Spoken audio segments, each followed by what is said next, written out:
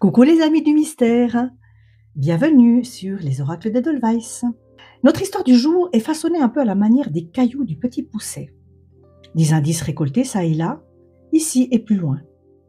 Et c'est un mystère toujours intact plus de 26 ans après. Mais je vous propose de revenir à l'année 99, celle où une famille disparaît dans d'étranges circonstances au nord de la France. Le docteur Yves Godard possède un cabinet à Caen.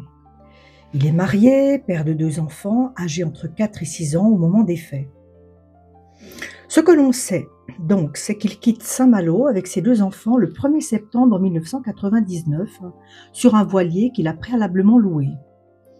Aucune trace de son épouse à ce moment-là, mais d'importantes traces de sang seront retrouvées à leur domicile à Pont-de-Jevigny dans le Calvados, mais j'y reviendrai plus tard.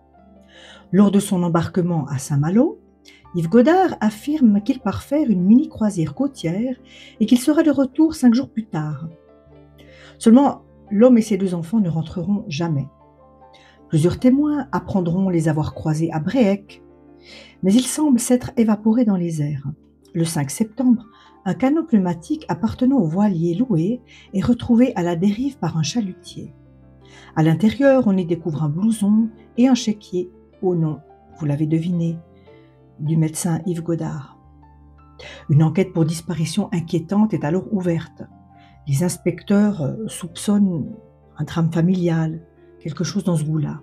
Suite à une perquisition dans la maison familiale et de la découverte justement de nombreuses traces de sang, notamment dans le séjour, dans la chambre à coucher, dans le corridor, il s'avère que ce sang appartient donc à Marie-France Godard. Un mandat d'arrêt international à l'encontre du père de famille est édité.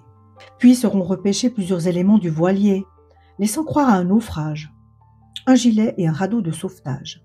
Le 16 janvier 2000, un sac en toile contenant plusieurs effets personnels appartenant à la famille Godard est repêché au large de l'île de Batz. Permis de conduire de monsieur et madame, carte grise du véhicule, des vêtements et même une partie du contenu du sac à main de madame Godard. Étrange, vous ne trouvez pas ? Ensuite, ce seront des restes humains qui referont à leur tour surface, hélas, un morceau de crâne, puis un crâne entier. Après analyse, il s'avérera que c'est celui de la pauvre petite Camille, fille du couple. Puis tour à tour, diverses cartes appartenant au médecin apparaissent en 2001 sur une plage à Saint-Jacques-de-la-Mer. Ce qui est étrange, c'est que la plage est fouillée une première fois, on n'y trouve rien, et puis quelques temps plus tard, toujours en 2001, d'autres cartes vitales, cartes bancaires, apparaissent. On croirait à un jeu de pistes. Enfin, en 2006, un tibia et un fémur appartenant au docteur refont surface, supposant bien évidemment que le père de famille est décédé lui aussi. Quant au reste du pauvre petit garçon Marius, eh bien, ils n'ont jamais, eux, été retrouvés. Le corps de la maman non plus d'ailleurs. Alors, qu'est-ce qui a pu se passer dans cette affaire ? Est-ce qu'il s'agit d'une tuerie familiale, avec fuite du papa et des 2 enfants ? Est-ce qu'il s'agit d'une affaire de visée de la famille à d'autres fins ? Quelqu'un de l'extérieur peut-être souhaitait éliminer cette famille ? On va voir ce que les oracles aujourd'hui vont nous raconter. Merci d'être là. Merci de votre attention. Voilà, donc cette affaire m'a été proposée par Francine, que je remercie au passage. N'hésitez pas à me soumettre des mystères auxquels vous aimeriez avoir une petite enquête. J'en ai plusieurs en attente, on m'a demandé plusieurs choses. Ne vous inquiétez pas, ça suit. Simplement, je fais environ 1 à 2 vidéos par semaine, donc voilà, mais ça vient, hein, plusieurs choses sont prévues. J'espère que vous avez bien commencé la semaine, que le week-end a été reposant. On va commencer par les arcanes majeurs, comme d'hab, j'aime bien. Alors, je me concentre sur la famille Godard. Je ressens un papa submergé, un père qui est en burn-out. Comme ça me vient de prime abord. Une femme qui est impuissante à ses côtés, à soulager, qui se sent impuissante à soulager les maux de son époux. Puis 2 enfants là au milieu, ben voilà, victimes ou coincés. On va couper. Le pape.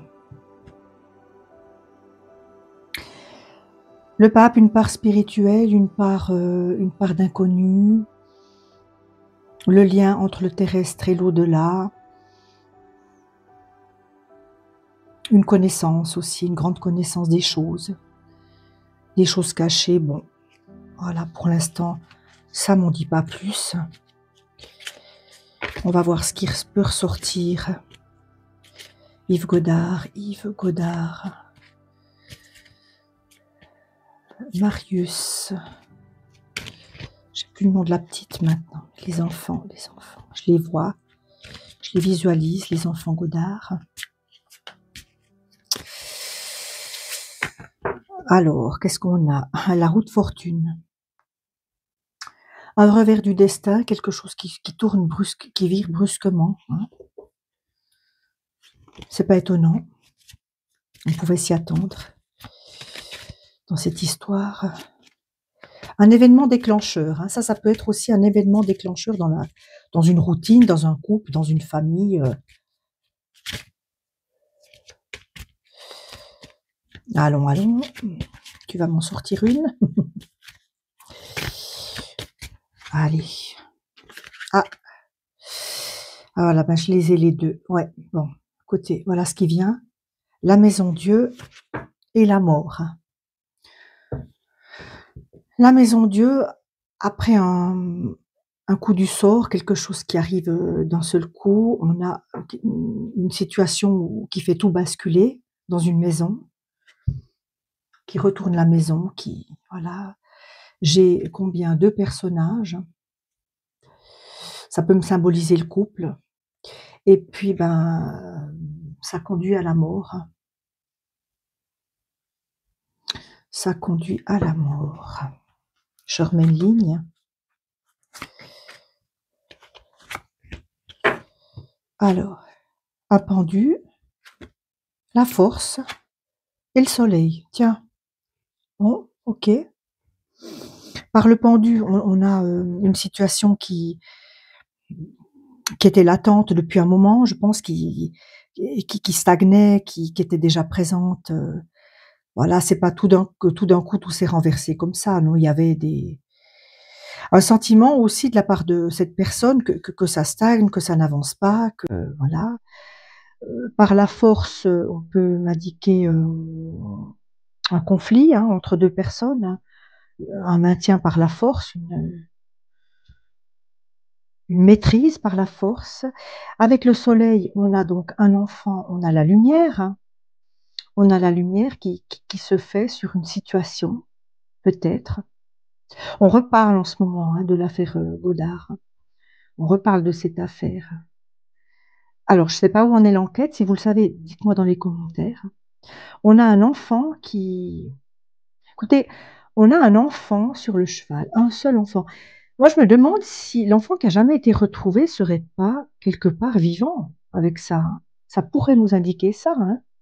Parce qu'il y a le petit garçon qui a jamais, dont les restes n'ont jamais été, pardonnez-moi l'expression, qui a jamais été retrouvé, hein. On a un empereur. Alors là, on a l'homme autoritaire, on a l'homme, le patriarche, on a aussi la connaissance, on a une certaine force, une certaine emprise, un chef. On a le monde ici. Pour moi, là, on a la mer, hein, qui est passée dans un autre monde et les amoureux à l'envers, ouais.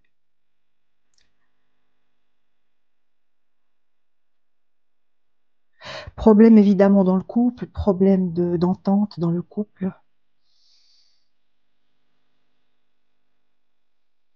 Ce que me dit la ligne du milieu est très intéressant. On a probablement ici une situation qui a basculé.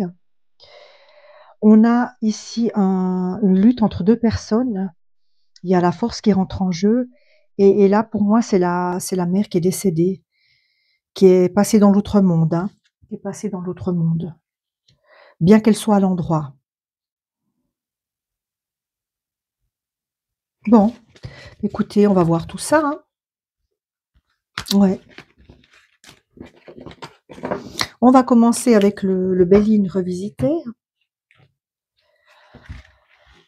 Moi, je pars déjà probablement sur quelque chose d'intrafamilial quand même. Ça prend la tournure que il y aurait pas de, apparemment, pas forcément d'intervention extérieure pour éliminer la famille. Mais il se peut que le petit garçon disparu soit vivant, hein. Il y a peut-être un survivant dans cette affaire. Si c'est le cas, il faudrait savoir où il est. Ce qu'il est devenu. Tiens donc.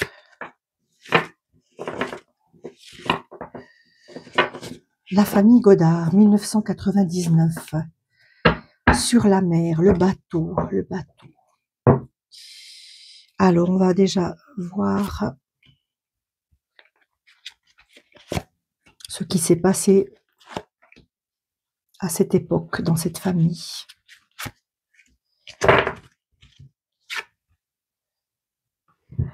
Ça commence par une découverte, d'accord, peut-être un secret qui est révélé. Dispute, aspect financier aussi. La table. Pour moi, il y a quelque chose qui s'est joué dans la maison, hein, dans le foyer, hein, autour de l'argent, autour peut-être d'une découverte qui a été faite. Alors on peut tout imaginer, hein, est-ce qu'il y avait des infidélités dans le couple? Mais pour moi, ça s'est joué dans la salle à manger. Ça a commencé déjà autour d'un repas. Puis qu'est-ce qui s'est passé alors ensuite? Qu'est-ce qui s'est passé ensuite?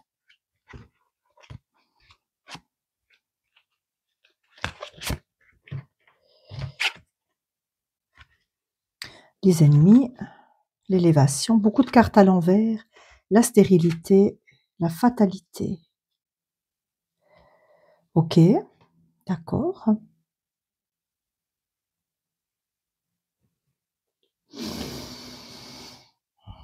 Bon, une situation qui bascule. On a cette indication avec les ennemis, une régression, hein, le contraire de l'élévation, donc quelque chose qui... On peut parler d'anciennes rancœurs qui refont surface, de tout qui est remis là. On a quand même ici la mer avec la stérilité.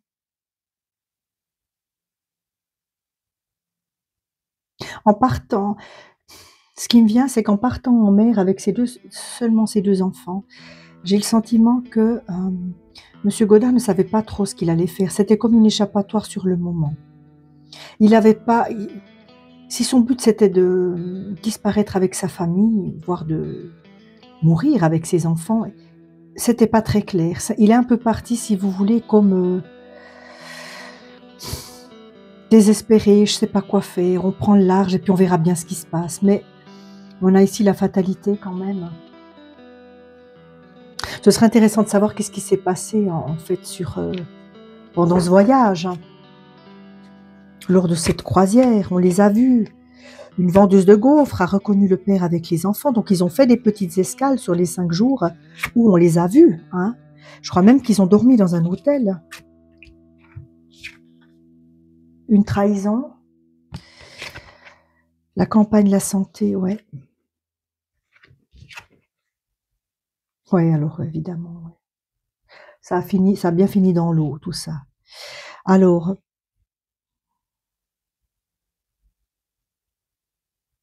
on me parle quand même ici d'un état mental altéré, hein, d'un état de santé qui est altéré. Quelque chose à virer. C'est pas aller pour la paix. Pour moi, une fois parti, ça a vrillé dans la tête du père pour moi, quand même, ça vient de lui. Hein. Mais ce qui est étonnant après, c'est toutes les découvertes. Hein, et puis,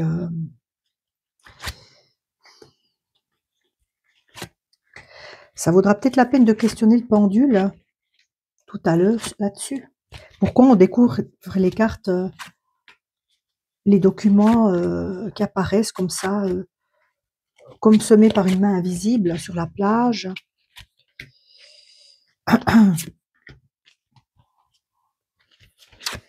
La famille Godard, la famille Godard.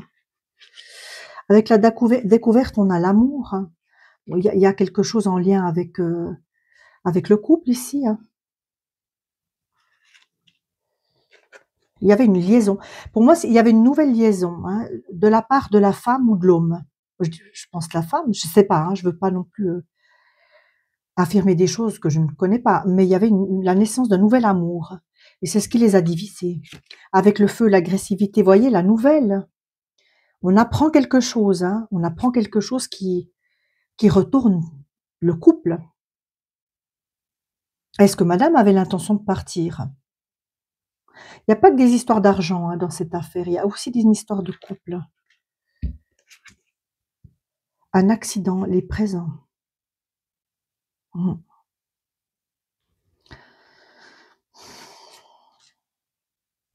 Est-ce que ça pouvait être,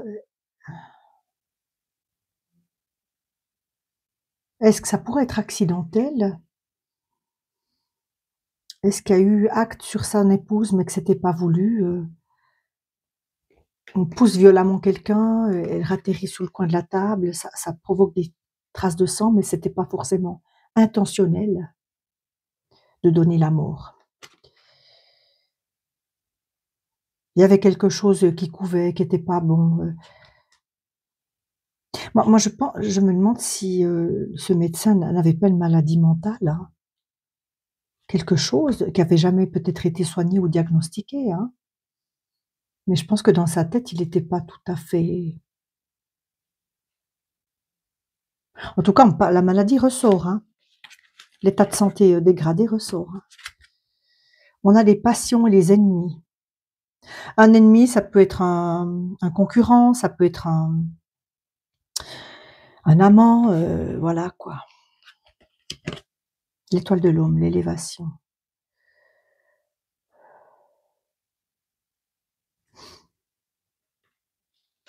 On parle ici d'un homme.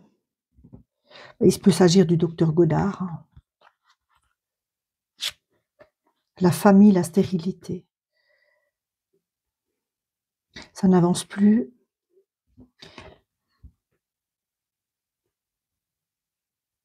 On dit qu'il a bien effectivement embarqué avec sa famille, avec ses enfants. Alors le mystère, c'est de savoir aussi où est la femme, hein. Le retard et la fatalité. On n'a pas réussi à les stopper, il aurait bien sûr fallu les stopper, ou l'argent, la trahison. Des questions de fric. La campagne, la santé, les pourparlers. Et puis, l'héritage, la paix. L'amour, hein, l'amour. L'amour de monsieur, enfin de ceux qu'on a découverts, mais moi j'ai un doute concernant le petit garçon, hein, Marius. La renommée. Oui, la renommée, ce qui est connu de cette histoire, c'est le bateau, hein, c'est exactement ça. On retient de l'affaire Godard une fuite en bateau et un naufrage. C'est ce qui a rendu célèbre cette affaire aussi, ok? Bon, je vais prendre le true crime parce que là j'ai pas mal d'éléments, mais j'aimerais maintenant savoir ce qu'il en est de madame. J'ai envie de savoir ce qui s'est passé avec madame, déjà, on va commencer comme ça. Et après, je poserai la question du dernier petit. Pour moi, c'est un drame familial, un pétage de plomb du père, comme malheureusement ça arrive trop souvent. Un pétage de plomb du père qui a découvert quelque chose, qui s'est vu menacé, peut-être sa femme voulait le quitter pour un autre, et puis il y a eu acte violent sur sa femme, mais qui n'était pas prémédité, c'était pas, comment dire, je pense que c'est une part d'accidentel, de fatalité, hein, ce qui s'est passé dans la chambre à coucher ou chez eux. Vous voyez, j'ai le bateau, j'ai l'eau, la perversion, alors ça je sais pas ce que ça vient faire. Ça peut être quelqu'un, oui, alors la perversion, il me vient quelque chose maintenant. Est-ce que quelqu'un a recueilli une partie des affaires, hein, et s'amusait à les semer sur la plage, par sadisme, par... oui, je pense. Mais c'est pas le père, hein, visiblement, puisqu'il est comme décédé. Allô, madame. Maintenant, je vais m'intéresser à madame. Madame. Madame Godard. Je vais couper Madame Godard. L'intuition. Ok. Bon.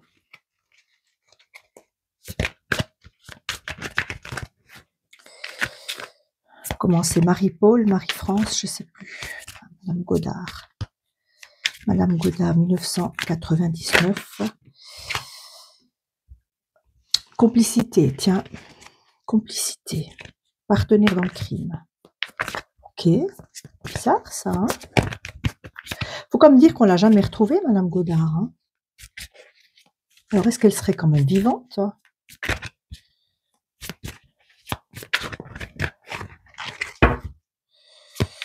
Madame Godard. Un homme à l'envers. Qu'est-ce qui lui est arrivé? Où est-elle? Un homicide. Bon. Elle a quand même bien apparemment été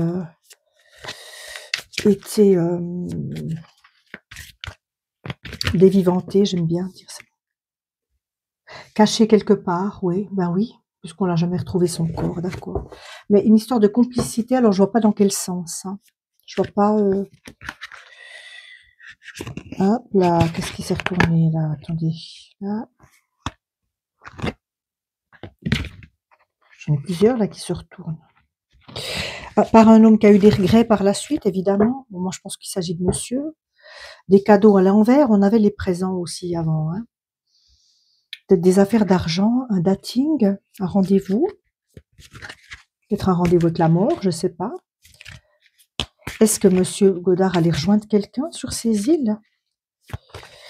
Je sais pas. Mais en tout cas, la réponse, je l'ai. Je pense que madame Godard a bien été désastre naturel. Bon. Un désastre naturel, je pense pas tant que ça, pas si naturel que ça, mais c'est un naufrage. C'est un naufrage. Il y a un cover-up. Bon, il y a quand même une affaire de manipulation dans cette enquête, dans cette affaire. Donc, il y a quelqu'un quand même qui s'est amusé à, comme je disais avant, à jeter des fausses pistes. Mais pourquoi? Il y a quelqu'un qui s'est amusé à jouer un peu avec les affaires retrouvées. Mais dans quel but, hein? Dans quel but il a fait ça? On nous parle d'un meeting, c'est sûrement l'enquête, hein. Un tunnel, tiens. Et puis, qu'est-ce qu'on a encore? Elles veulent parler aujourd'hui. Le bateau. Ok, bon. D'accord.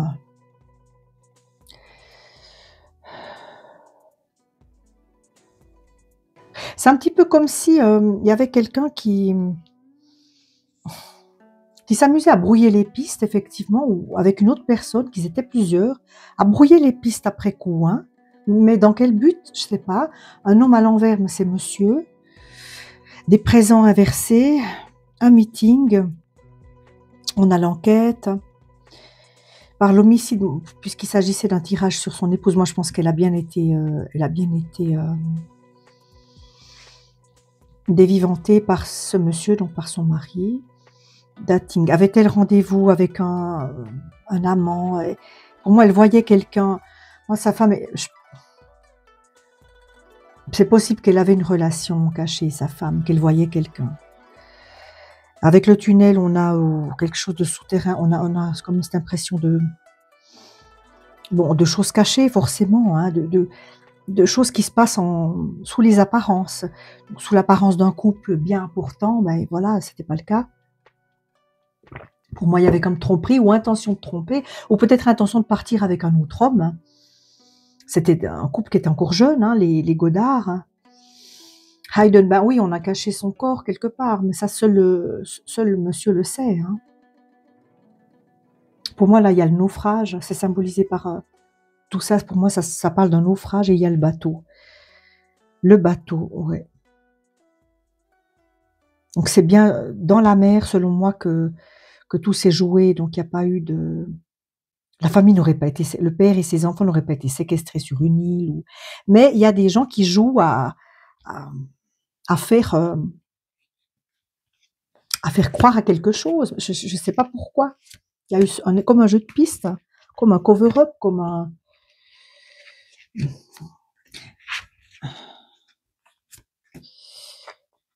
Et puis après, on va demander le Marius, le petit garçon, où il est, s'il est décédé ou pas.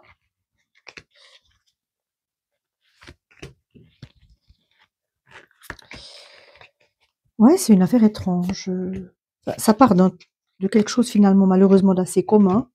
Un pétage de plomb, hein, ça arrive souvent, hélas, dans les familles. Mais il y a comme un petit mystère là. Une femme à l'envers. Ouais, bon, la femme a été éliminée, d'accord. Surveillance. Le mari surveillait sa femme, alors oui, ben oui, puisqu'il avait un soupçon. Il a su quelque chose parce qu'il la surveillait, évidemment.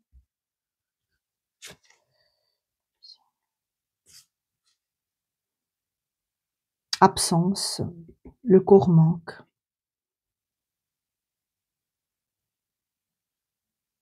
On a pu laisser des écrits quelque part pour expliquer le geste et les choses, mais de nouveau trop bien cachées qui n'ont pas été retrouvées. Il y a peut-être des écrits hein, quelque part qui restent, une lettre. Le corps, la femme est décédée, son corps est caché, d'accord. Ici, avec les regrets, qu'est-ce qu'on a? Spouse, partner, ouais. Écoutez, oui, c'est bien le partenaire hein, qui s'en est pris à elle, à sa femme. Donc c'est pas, je vous dis, je ressens pas d'intervention de l'extérieur dans cette histoire. Hein. Il y a des mensonges, des cadeaux cadeaux empoisonnés, on ment. Alors ça, moi je pense qu'on nous parle ici du papa hein, qui partait avec des intentions peu claires et puis par rapport aux enfants, il leur a dit venez, on va faire un tour en mer, ça va être super. Mais lui dans sa tête, il avait déjà vrillé. Hein. Un rendez-vous avec des grands-parents. Ce serait intéressant de savoir si les grands-parents de part et d'autre sont encore vivants. Il y aurait peut-être des choses à dire.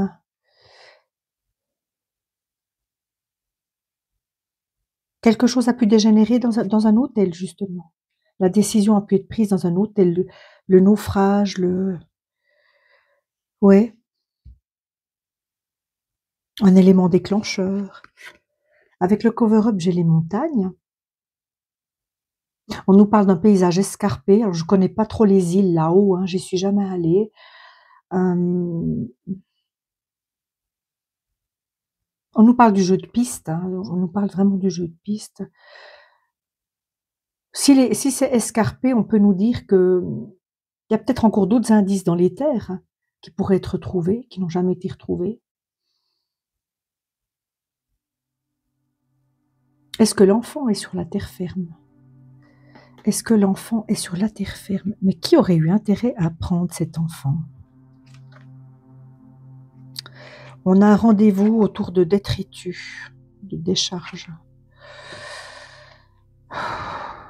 On cherche un peu des aiguilles dans une botte de foin, j'ai l'impression. Ouais. On a le feu, on a le tunnel. Le corps de madame a pu être calciné, a pu être brûlé et puis caché dans un espace plutôt voilà, souterrain. Grotte, tunnel, cave. Il y a eu acte avec le feu. On avait le feu déjà avant dans l'oracle de Belle revisité. Et procédure légale avec le bateau. Tout n'a pas été fait, tout n'a pas été exploré. Ça peut aussi supposer une difficulté à résoudre l'enquête, à mettre un point final à cette enquête. Ça risque de rester dans les annales comme une affaire spéciale, mystérieuse, pas claire, encore un moment. Bon, d'accord. Alors, on sait pour la maman. Maintenant, je vais demander pour le petit garçon qui n'a jamais été retrouvé. Je vais prendre les miroirs pour poser la question du petit Marius. Je vais changer de jeu.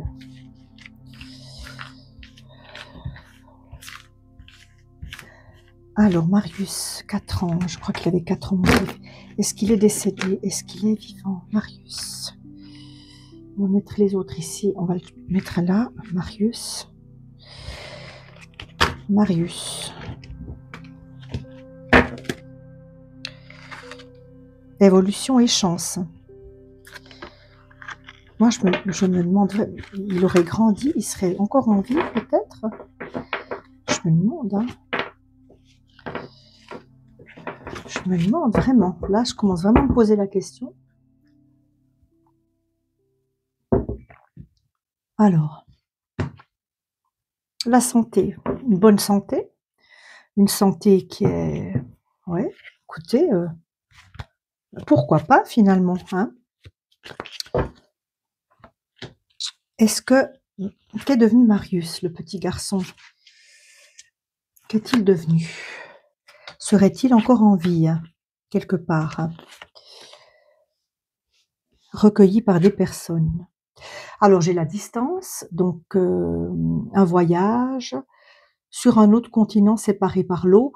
Pour moi, ça nous indique que si l'enfant est toujours vivant, il est outre-mer, mais Angleterre, Irlande, Écosse, vous voyez, dans ces pays là-haut, quoi, ou sur une île. La loi, c'est la justice, ma foi, qui n'a pas réussi, hein, qui n'a pas réussi, qui cherche encore, c'est un peu l'échec. Hein. On a une famille à l'endroit.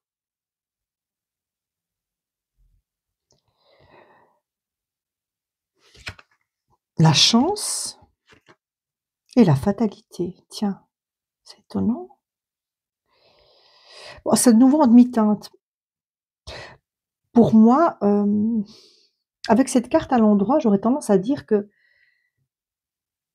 il a pu se constituer une nouvelle famille. Hein. Il a pu se constituer une nouvelle famille. Il peut faire partie d'une nouvelle famille. Bon, j'ai quand même la fatalité, mais j'ai aussi la chance. Famille, chance, distance, loi, on l'a pas retrouvé. La fatalité, mais c'est la fatalité, c'est ce qui a touché sa famille à lui. Hein. On va voir ce qui revient encore. Marius. Es-tu toujours vivant? Es-tu toujours vivant, Marius?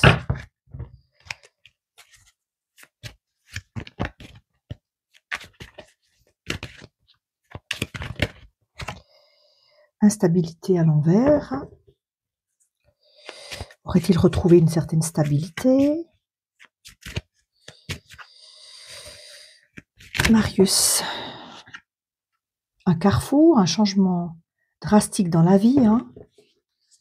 Écoutez, pour moi, je ressens, à moins qu'une carte vienne m'affirmer le contraire, hein, des compromis. Moi, je pense que ce garçon, ce petit, pourrait être vivant ailleurs, hein, recueilli dans une autre famille. Est-ce qu'on le saura un jour? Hein? Est-ce qu'on va le trouver un jour? Hein? Chez un homme, il y aurait un homme qui l'aurait... Ouais, c'est lui maintenant, en fait, c'est lui. C'est lui maintenant qui a grandi. Combien d'années après? Attendez, depuis 99, 2019, 20... ah ouais? Bah oui, c'est devenu un jeune homme. Écoutez, pour moi, Marius est vivant. Hein? Outre-mer, dans un pays sur les îles britanniques, là-haut, il a été recueilli pour moi. Ou ailleurs, hein?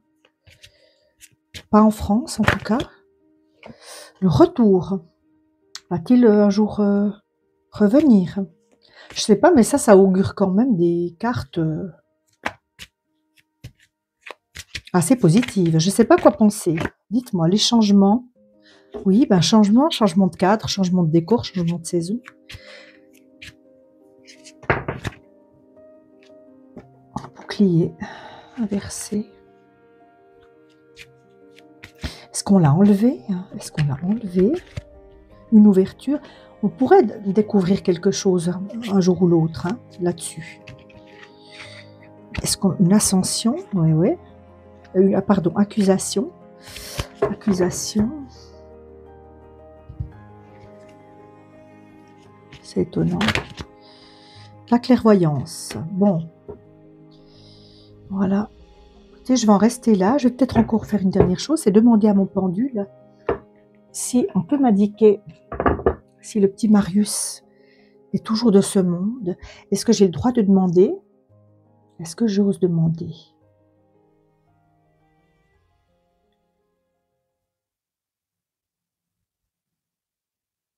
j'ai le droit de demander. J'aimerais savoir si Marius Godard est toujours vivant. J'aimerais savoir si Marius Godard est toujours vivant.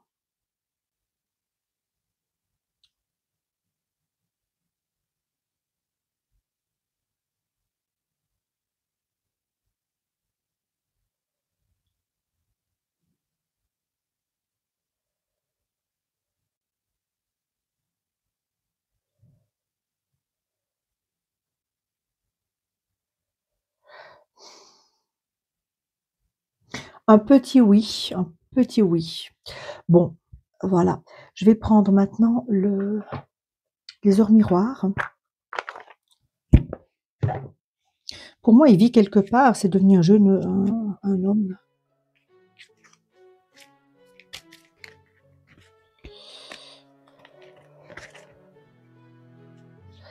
Alors, l'intuition à 1h10. Sois à l'écoute de ton ressenti, car ton intuition est de plus en plus forte. La réponse que tu attends réside au fond de ton cœur. Est-ce que l'intuition est la bonne?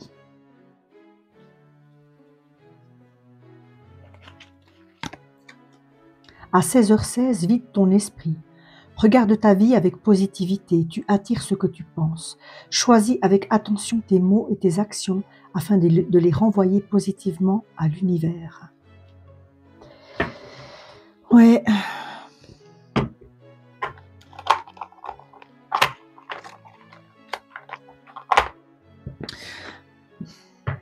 Moi, j'ai ce scénario que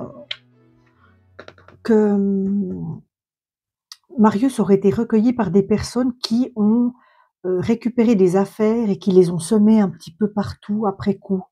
C'est pour ça qu'on parle de cover-up. Mais lui, il est quelque part pour moi. Hein. Pour moi, il est quelque part. Hein. Je vais prendre une porte pour les 3 membres de la famille qui sont partis. Une porte d'envol. Parce que pour moi, il y en a un qui reste. On va voir ça. Silence. Je vous mets au défi de libérer votre esprit. La grâce de la méditation permet à l'âme de se détendre. Inspirez, expirez, libérez-vous du doute. Voilà. Et bien sur ces paroles, nous achevons cette enquête. Dites-moi dans les commentaires ce que ça vous évoque, ce que vous pensez, s'il est possible selon vous que Marius, le petit garçon, soit toujours vivant quelque part. Moi, je pense que oui. Et puis, on se retrouve tout bientôt pour une prochaine exploration. N'oubliez pas, si mes vidéos vous plaisent, de vous abonner. Beaucoup de gens regardent les vidéos, peu activent la cloche et c'est bien dommage parce que ça permet la visibilité de la chaîne et ça permet de refaire aussi d'autres enquêtes. Hein. Et puis, vous pouvez aussi liker et partager mes vidéos. À bientôt, chers amis du mystère. Merci.